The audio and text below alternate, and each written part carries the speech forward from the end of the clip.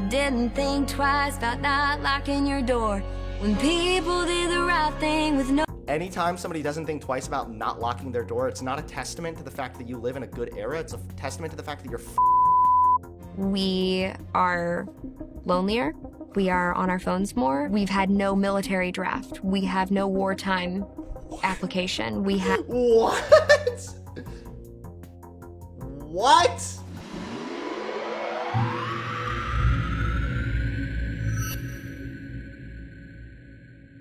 PragerU does these little videos, stories of us, where they talk about all the different people that left the radical left to instead become God-fearing, American-loving patriots.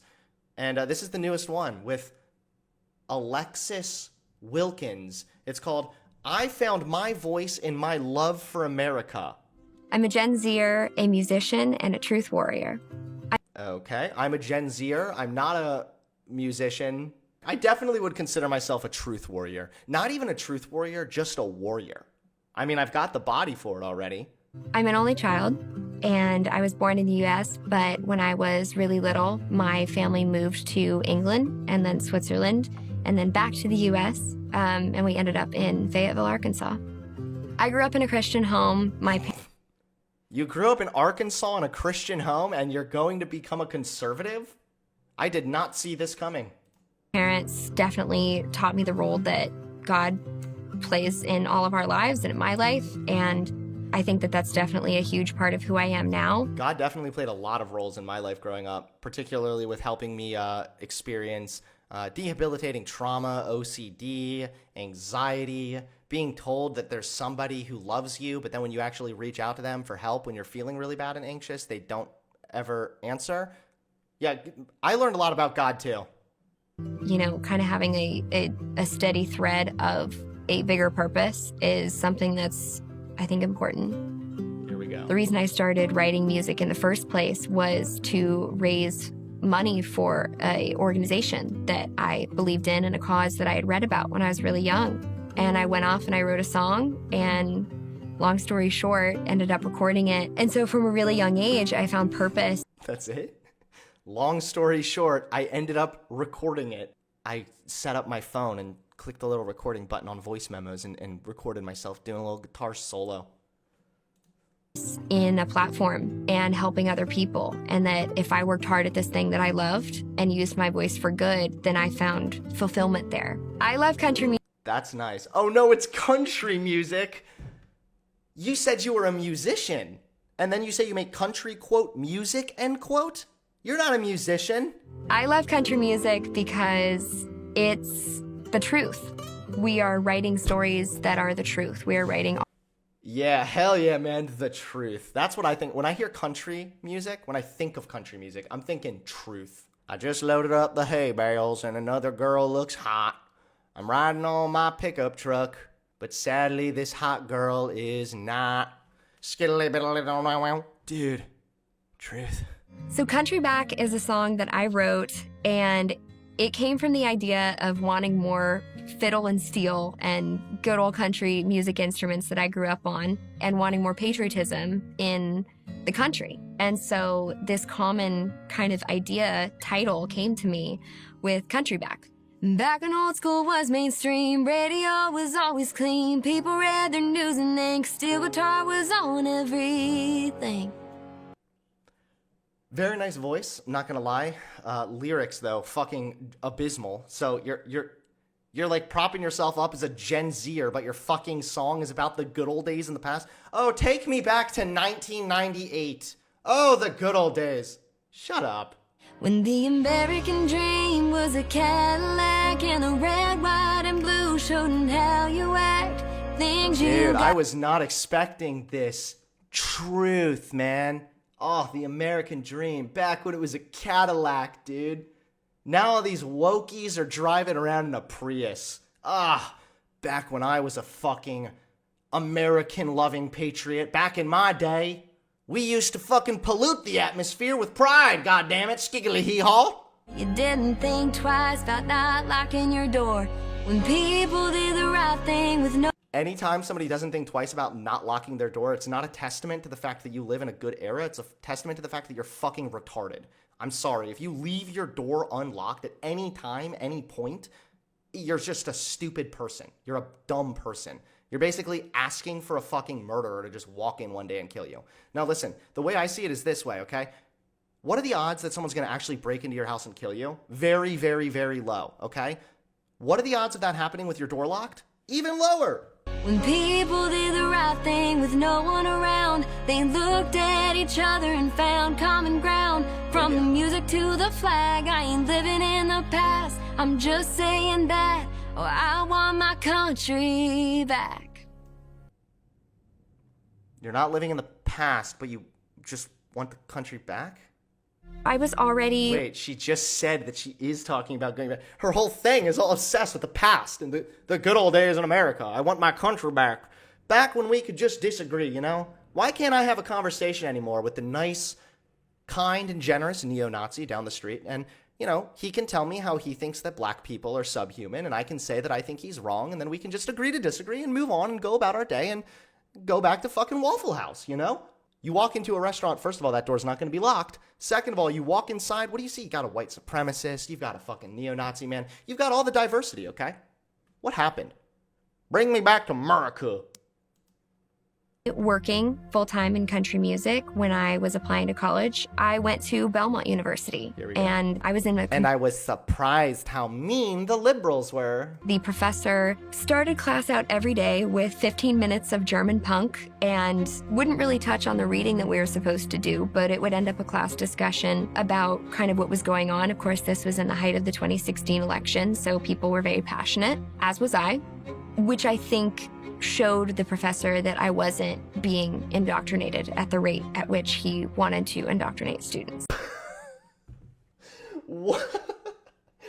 This doesn't even make any sense. You don't go to college to get indoctrinated. The professor has no vested interest in indoctrinating you, dude. The professor gets his tenure, teaches you his little fucking lesson. He doesn't care if you show up or not. He doesn't care if you show up stoned. He doesn't give a shit, okay? I think that this girl might have, what's it called? Main character syndrome? Where she thinks she's just like the center of it all, dude. And I love school. I have always done my work. I have never gotten a B. I am a huge school fan. It's just always been something about me. But at the end of the semester, I checked my grade and I received an F. There is no way that any fucking valid institution would give you an F for no reason, no justification, and it's purely based on politics.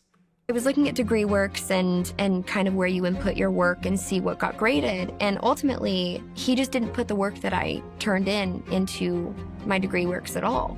So I go to the dean of the political science department, who had me in a class previously, knows I do good work. And so through several meetings with him, creating a binder of my work and my creation dates from my computer to show that I did do the work on time and turn it in, we did ultimately get the grade turned into a passing grade.